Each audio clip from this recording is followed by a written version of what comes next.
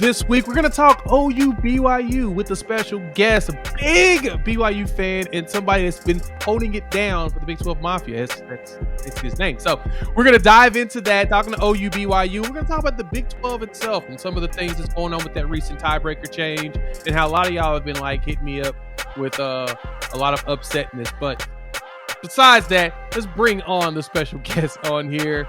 What is going on? Tell the people who you are, where to find you. Let's get excited. Jay, first of all, thanks for having me on your show. I absolutely love it. I've watched it many times. And Oklahoma Sooners, there's a lot of you guys. Jason Watkins is another one that I absolutely love. You guys are awesome. And I'm going to miss you not being in the Big 12 next year, but man, we're going to keep doing these shows going forward, so it's going to be a lot of fun. My name's Nathan Brown, but I go by Bomber. And on YouTube, I have a YouTube show called Big 12 Mafia. Just look up Big 12 Mafia on YouTube, you'll find it. Or you can find me on Twitter at B12 Mafia. So the letter B12 Mafia. And we're really engaged. We talk about realignment. We do news stuff. Last night I interviewed Bob Thompson, who is a big realignment guy. He's been involved from all this last year of realignment stuff. I've interviewed like Jim Williams. So I try to get newsmakers on, people that really their opinions matter. Greg Wrubell came on. He was the voice of the Cougars. He came on last week. So yeah, it's been a lot of fun, and I appreciate you having me on. Yeah, no, thank you for coming on with us. I'm excited to talk about it. Of course, the game we'll start off with. We got the game this weekend. We got Oklahoma taking on BYU out there in Provo. Our third meeting ever, and our first time ever meeting in a home scenario. The last two times we did meet, they were neutral site games. Right. And of course, Sooner fans remember the latest one that we had. What was that? 08 at 09, Jerry's I World. think. Yeah. The opening of it, I was there watching Sam Bradford lay on the ground 4 plays into the game, and BYU came out victorious. So, but now we're in the same conference for 3 more weeks technically. A cup of coffee. Yeah. For a cup of coffee, which I hate that you all won't get the opportunity for a head and head. You won't get to come back to the home game here in Norman, but I've heard rumors that conversations have been out there about, doing a future type deal. So, good. We'll see what it looks like. I'm hoping something else come to fruition. There's actually one place I wanted to travel to. I didn't get a chance to this year, unfortunately, but it'd be nice to have you all pull up here in Norman. So I've always wanted to go to Norman. I grew up in the 70s and 80s, and it was all Oklahoma, all Nebraska, and Texas not so much. And it was a lot of fun watching those OU Nebraska games. Every year they seem to be titanic, and I wish we were doing that again, right? But Nebraska's gone, and now you're gone, and so I'll pray to the gods of realignment that maybe we can get a home and home with you guys. I'd love to come to Soonerland. Oh yeah, we love to have you as well. I've interacted with BYU friends a few times, and y'all have all been great. I actually worked with a couple folks that graduated from BYU. So great. I hear about the Cougars quite often, but let's talk about your team this year.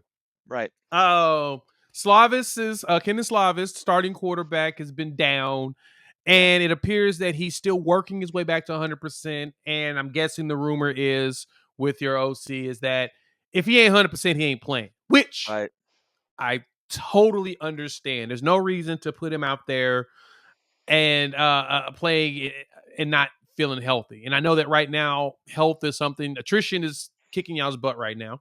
Right. It is. Yeah. We're at that point of the year. Either you're healthy or you're losing to attrition. You beat attrition or you're losing to attrition. And so right now, you guys are dealing on the backside of it. So talk to us about BYU, what things look like health-wise and at quarterback play. How do you feel about what's going on with the team? So, Jay, you hit the nail on the head, and we knew about it going into the season, but I think a lot of BYU fans had blue goggles on thinking that their 1 and 2 deep at positions was going to last in a league that you got to be 3 or 4 deep in. And that obviously is caught up with BYU. There's nothing that we could have done about it. Coming from independence, didn't have the money to really generate these huge coaching staffs and recruiting and all these things. So we're doing the best with what we can. 5 wins is not horrible. But trying to get a bowl eligible win over Oklahoma and Oklahoma State is going to be extremely tough. As far as the team goes, Slovis, I'm hearing rumors that maybe he is basically 100%, but they're going to go with Jake Retzlaff, who's the junior college guy who has had moments that he looks good, but then last week Iowa State just took him apart. And there's concerns, at least in my mind, why we don't go to some of the deeper quarterbacks. We have one that is from Springville, just south of Provo here in Utah. And I can't place his name. I could look it up, but he was a really great high school player, a 4-star that went to BYU. Why isn't he playing? I don't understand why we don't give some of these other players a chance. So it's not like I'm out calling for heads or anything like that, but that's probably the biggest at this point disappointing thing is let's start looking to the future. Whether we get bowl eligible or not, I guess that shouldn't be the end of the day. The end of the day is let's build the team so that we can run in the next 2 or 3 years. No, I totally get you with that. You're talking about Ryder Burton, who's Right. the quarterback that came out of Springville, Yes. Utah. So yeah, you got some capable quarterbacks, but right now you're playing. Who is this? Jake Retzlaff, the Yeah, junior. that's right. Yep.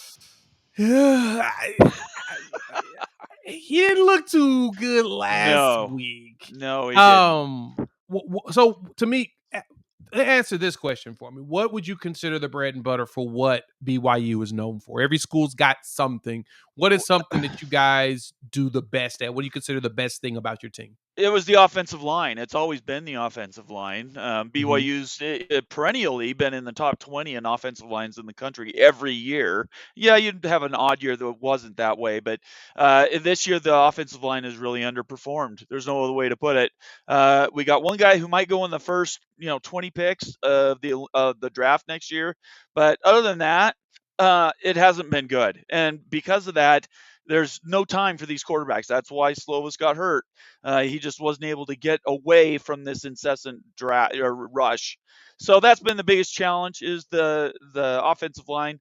And on the flip side, what's really improved is the defense. I know the stats might not show up, but they've been playing on a lot of short fields. They've been in games long after they were supposed to be. They're really, really tired. And I think when in the first part of the season, when we beat Arkansas, when we beat Texas Tech, you saw a team that could actually put some plays together and win something. But then you go up to West Virginia and that was just a mugging. Everything but the police came out to help them that night, and it's just been downhill since then. I think that's where that lack of a 3 and 4 deep is really caught up with us. Yeah, not having that quote unquote competitive depth. Yeah, which is our drinking game. Okay, great. Because that was something that was repeated over and over by Coach Brent Venables and the coaching staff of Oklahoma when they were talking about the difference between the team this year and compared to last year is that we've got depth that we didn't have last year. And honestly, what we didn't have with the last regime, we've got players that can be good enough to take a starting spot. And so you've got people that you can line up quickly. And right now, like I said, knock on wood, attrition's not kicking our tail. But you guys, that's something you have to work on. It's something you have to build. So, but I did notice that offensive line wise, you all always have at least one like round 1 to 3 tackle or center on the team this year. Now, if I'm correct, your left tackle is the one that's the standard starting left tackle is the one that is definitely draft bound, right? Yeah, Sua Matea is who that is. Yeah, Sua Matea. I didn't want to pronounce his name. I knew you could do it for me. Perfect. At BYU, we know how to do these Polynesian names, right? That's true. It's definitely he's a round 1 guy. If he falls to the second round, it'll be kind of a shock. So the thing is he's been again. I use this term under siege. The entire offensive line has just been getting rushed and mugged every game, and it's put him on an island a lot. And on that island, there's usually 2 guys against him. So it's really, really tough to hold your ground in that condition. Connor Pay is a guy that has really stepped up and he's improved. We got Paul Miali that came over from, came over from Utah. He's played well this year, but they just can't put it together. And if you don't do that, then as well as I do, you can't run. And any deep passing game is almost impossible because you don't have the time. No, and that's a fair point. If you don't have the time to do it, you're going to have some problems. But Right. defensive wise, though, overall defensively, I've seen some of the defensive efficiency ratings, and some of them they've got you in uh in the top 40 in Right. some metrics. Like Yep. it's not awful. It Yes. seems like your defense can do, especially the linebacker spot. Talk to me about the linebackers you guys got there. Well, unfortunately, we lost one of ours. Ben Bywater was an Oh, all-star, and he got hurt and his shoulder. He busted his shoulder up, and he's out now. And that leaves, a linebacking core that has again been doing multiple tasks. They do a lot of drop three into coverage with hmm disguised blitz packages. So you'll see five guys on the line, two will drop back, or you'll see three on the line and six will come. You'll see a little of that on Saturday, if the game goes the way I think it will. Until you guys really open it up, and now all of a sudden you're in, seven defensive backs because you're just, torturing them down the field. So that's really the core of it. If the defensive line and the linebackers can hold their ground and at least keep everything in front of them, I tell you what, our defensive backs are really good. And hmm they get turnovers. I think that we have 15 interceptions on the year, which 3 games ago we had 15 interceptions on the year. So it's gone down because, again, they've just been getting blitzed with these massive onslaughts of these offenses that can't seem to stop. Yeah, I mean, the fact that you all are getting turnovers is a huge deal Right. with the Right. secondary, and so I know that the defensive line has been the struggle, and that's kind of where all those design blitz packages come in. When you throw a lot of exotic stuff out there, it's usually to create pressure that you may not be able to get up front. We kind of do that as well to an extent. But we force teams to throw the ball really fast. And I've seen that someone with you guys as well, with the way that you mix up those blitz packages. It's getting to where quarterbacks got to get rid of that ball quick because it's hard to catch who's actually coming at you. And because you can't catch who's coming at you, you're going to get pressure that you didn't expect because depending on a stunt, depending on if three guys come on one side and just rush two dudes, Right. I started to notice that portion of y'all's defense. And so for us, for Oklahoma, the key thing in winning this game is either getting rid of the ball quick or having a solid run game. That's going to be really the biggest one. And I saw the way that you guys played against who was that, Texas Tech. Y'all Right. really didn't let that man throw that ball in that game. No, we had a good game against Texas Tech. And then they turned around and went and beat TCU, who boat raced us the week before. I mean, it's been just one of those years. If we Right. got to six, I think I told you this before.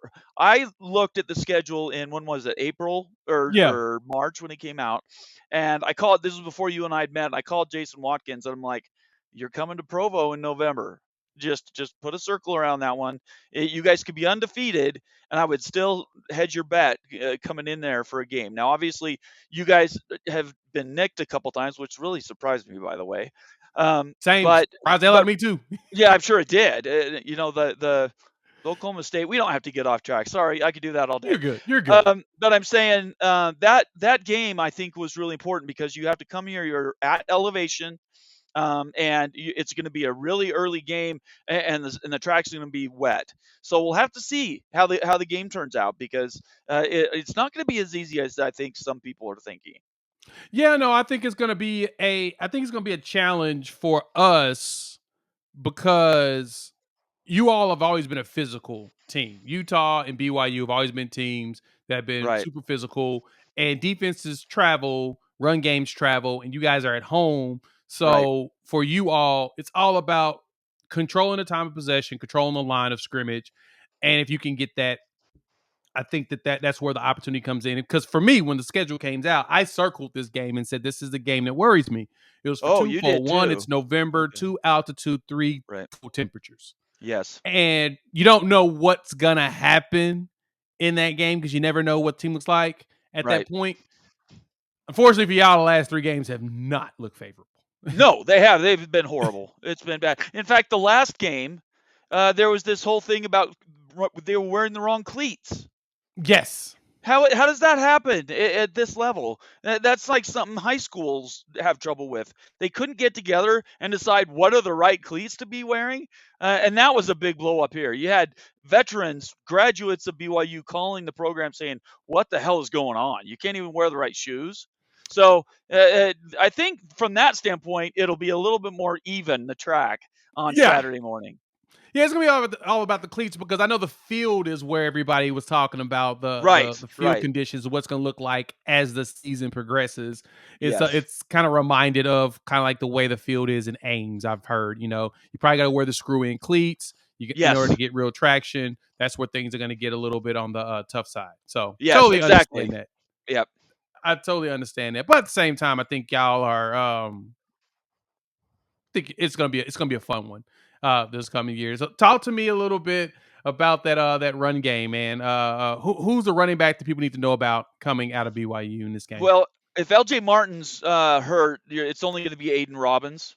Mm-hmm. Aiden Robbins is the guy that they brought in from UNLV, who has played Yeah, really well, and I think he's done well since he was injured at the beginning of the season.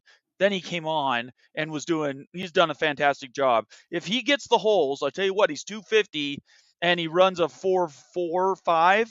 So if he gets momentum, he will run over people. That's just it's in him to have that, but he has to have the lane to go north south. LJ Martin is more the guy you get him on the edge, and if he can turn the corner, he can go. And he did that a couple times at the beginning of the season. But more importantly, he can catch the ball out of the backfield. He's got 2 receiving touchdowns over 50 yards. I think that's the right stat. And that's because yeah. once he can get the ball in his hand, he is quick. He is absolutely lightning quick, and he'll run around people.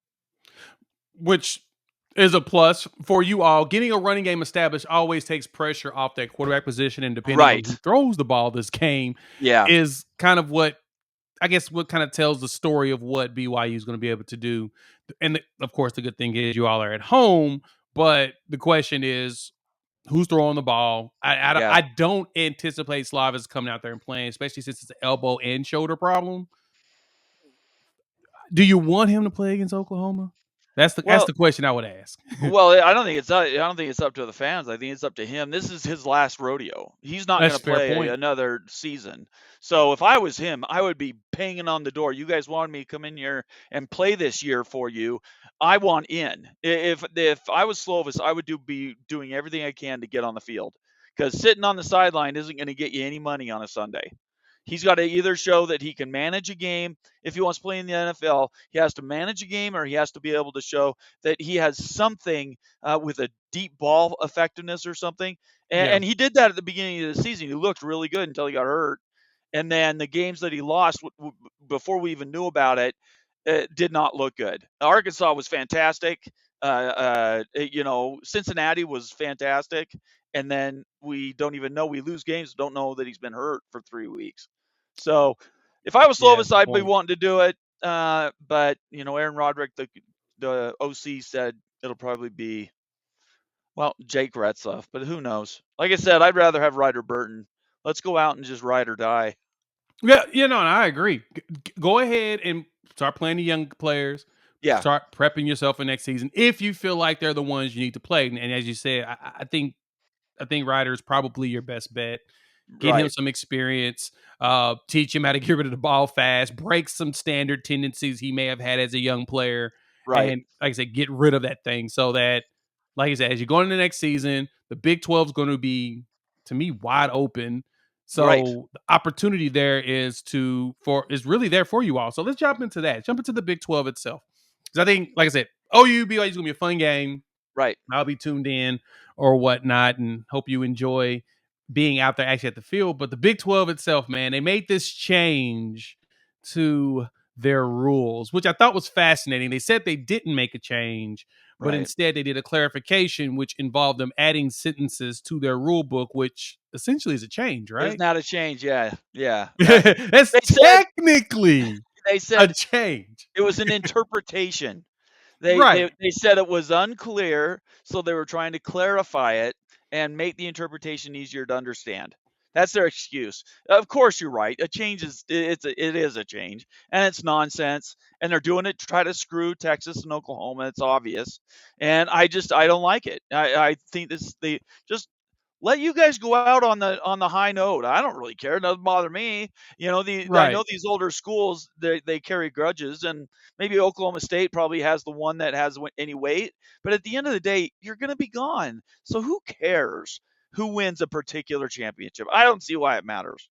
Exactly, and I think the one thing that upset me with it when I looked at it is like, yeah, of course, Oklahoma could be affected by this, but honestly, Kansas State's the one that's potentially going to lose out the most because a Right. four-way tie, I mean, three-way tie, in a lot of capacities, they're the ones that's going to get bumped out, and it's like, but why? Like, Yeah.